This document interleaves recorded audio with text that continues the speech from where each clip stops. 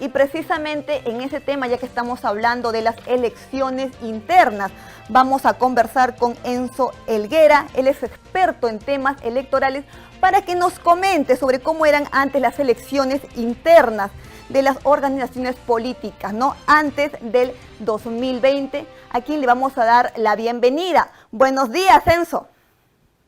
Buenos días, qué gusto saludarte. En efecto, la evolución de las elecciones internas han pasado por muchos cambios, por muchas maniobras, por muchas manipulaciones. Antes se escondían los padrones y habían una serie de jugadas que hacían los partidos políticos literalmente para manipular las elecciones. Exacto, pero antes que nada quisiera iniciar para que me expliques la diferencia entre democracia interna y elecciones internas. Te pregunto esto ¿por qué? Porque muchas veces algunos lo usan como si fueran sinónimos, por favor. Bueno, la democracia en sí es, digamos, el espíritu y es todo el proceso institucional que debería haber en los partidos políticos para que finalmente se haga comisiones políticas, acuerdos partidarios en general. Mientras que las elecciones internas es una parte de la democracia interna, ¿no? Esta es, digamos, la parte ejecutiva para elegir candidatos, evidentemente, en democracia, que es algo mucho más general y con reglas de juego y procesos. Perfecto. Ahora, como bien sabemos, Enzo, entre el 15 y el 22 de mayo se van a realizar las elecciones internas, de las cuales participan los organismos electorales, vale decir, OMPE, RENIEC y el Jurado Nacional de Elecciones. Pero antes no era así. Antes era solamente a pedido de las organizaciones políticas. Por favor, explícame la diferencia. Bueno, antes las organizaciones políticas podían solicitar a las instituciones electorales o a la OMPE organizar sus propias elecciones internas, pero podían, es decir, si les daba la gana lo hacían y si no, no. Y muchas de las instituciones con la finalidad de controlar, de los partidos políticos con la finalidad de controlar las elecciones, evidentemente no las llamaban. Caso, por ejemplo, del partido Izquierda Unida, cuando tuvo como 7 facciones y al no solicitar que la OMPE interviniera, se habló de un fraude electoral interno entre Verónica Mendoza y en ese momento el señor Arana. Entonces, y cada uno evidentemente hubo grabaciones en donde se había manipulado las boletas de elecciones internas, entre otros. Ese es uno de los casos más sonados en donde no intervino la OMPE. Y justo en las elecciones en donde se solicitó que intervenga la OMPE, se tuvieron elecciones internas ordenadas y evidentemente con la veeduría de ellos no hubieron este tipo de prácticas en aquellos partidos que sí las solicitaban. Perfecto. Ahora te pregunto, en las elecciones generales del 2006 exactamente, tenían 3 modalidades de elecciones internas.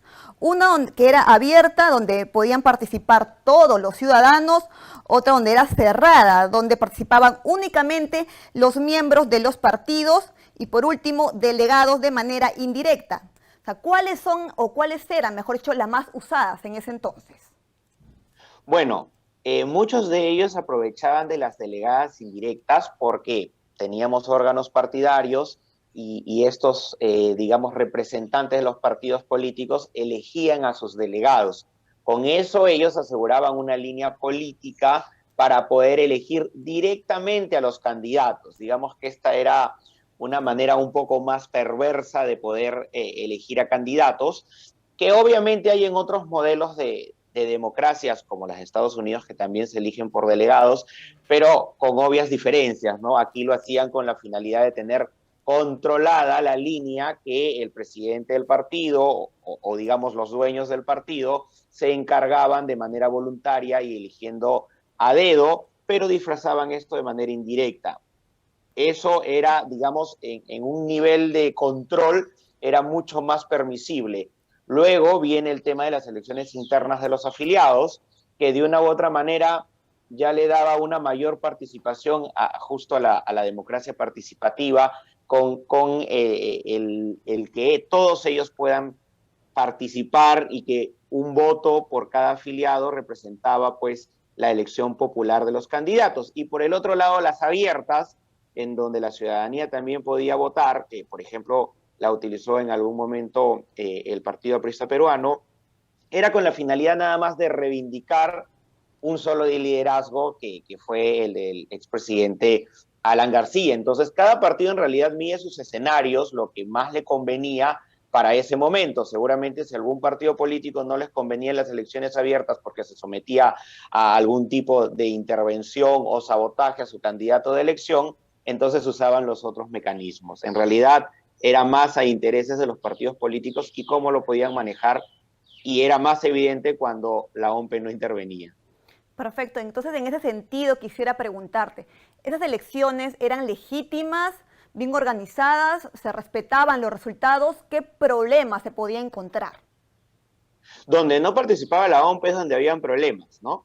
El caso que mencioné hace un momento de Izquierda Unida fue el más ejemplar, en donde justamente hubo manipulación de las ánforas, hubieron grabaciones, evidencias de las 7 facciones, evidentemente habían 2 que eran las más importantes, y tan es así que a pesar de que entre una u otra se acusaban del tema del fraude electoral, al final se sentaron y se pusieron de acuerdo las 2 facciones más importantes, quitándole el derecho a solicitar una nueva elección a las otras facciones menos representantes. Entonces, esto demostraba que al final la democracia interna, la voluntad interna, no era realmente respetada. Entonces sí había denuncias por fraude entre ellos, se podría decir. Sí, por supuesto, solo que al final se sentaron, se pusieron de acuerdo entre los 2 más importantes. Verónica Mendoza se puso a la cabeza de la presidencia y a Marco Arana le dio la vicepresidencia, es decir, negociaron, todos contentos, y el resto de los partidos políticos y su intención, evidentemente, de también haber sido víctimas del fraude, no resarcieron ello. Entonces, quizás allí debió repetirse las elecciones ya con supervisión de la OMP y tener a un candidato real, ¿no? O ¿Y resultados qué reales, papel además. entonces cumplían los organismos electorales? Ellos cumplían un papel, digamos, no obligatorio, un papel auxiliar. Cuando se les Claro. solicitaba de parte, ellos venían y, por supuesto, le daban toda la legitimidad a una elección interna, y evidentemente los partidos políticos, digamos, abrían esta privacidad de sus elecciones con la finalidad de tener transparencia política y con ello dar pues esta sensación de que sí se están respetando las reglas del juego. Ahora te pregunto, ¿todos los candidatos debían ser elegidos o habían candidatos invitados? No, por supuesto, había un porcentaje de candidatos invitados, entonces muchas veces los partidos políticos que cuando tenían, por ejemplo, este tema del voto de los militantes de manera universal, elegían al azar cuáles eran los sectores en donde iban a invitar, y allí se podía anular cualquier elección interna que tengan los partidos políticos. Muchas veces negociaban con sus partidos para que el candidato, digamos, elegido en las internas pueda ser parte del grupo de regidores. Otras veces ni siquiera negociaban porque imponían, digamos, al invitado que ya venía con todos sus regidores armados. Entonces, esto también daba una nueva decepción a los militantes que habían participado tan afanosamente para elegir pues a su candidato en una elección interna. En realidad las negociaciones eran muy perversas. ¿Y llegaron a anularse entonces las elecciones entre ellos? Claro, para los sectores, por ejemplo, en donde habían invitados, bajo la regla que permitía pues tener este porcentaje, el partido, los órganos del partido, el presidente del partido podía elegir a dedo en qué lugares se iba a colocar a esta cuota de invitados, y por supuesto los invitados venían muchas veces con negociaciones internas con el presidente del partido, con, digamos, los dueños del partido, con la finalidad de negociar. Es decir, yo voy con tu partido político, voy con tu marca, pero tú no me tocas mi lista de regidores, es decir, yo no voy a negociar nada con tu órgano distrital interno, con tu órgano provincial interno, ¿no? Algunos sí aceptaban algún tipo de negociación, como dar algunos cupos de regidores a quien haya ganado las internas. Finalmente te pregunto entonces, ¿crees que el actual diseño de elecciones internas es mejor o qué se debería de mejorar? Bueno, sí considero que es mejor, pero aún los partidos políticos tienen un debate entre el tema de hacer más inclusivas sus elecciones, ¿no?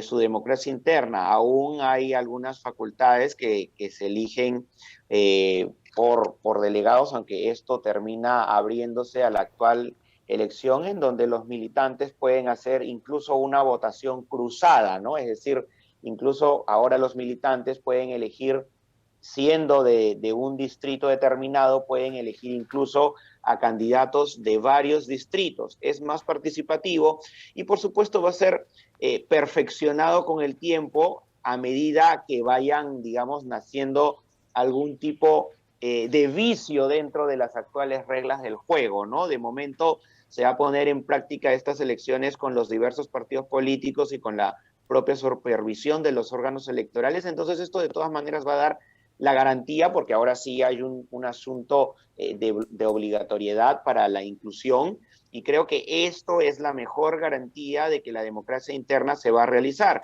Ya veremos, por ejemplo, si está bien que los militantes puedan votar por distritos que incluso a ellos no son parte de, o si, por ejemplo, esto genera también algún tipo de vicio, porque obviamente van a haber algunas listas, digamos, oficialistas, que se van a armar y van a inducir al voto a que todos voten por una determinada lista de candidatos en cada uno de los distritos, ¿no? Pero finalmente la organización, la movilización y la legitimidad de las elecciones van a estar mucho mejor garantizadas que en lo que ha ocurrido en la historia de nuestro país. Perfecto, todo ha quedado muy claro y muy bien explicado. Yo te agradezco por esta entrevista. Un gusto como siempre.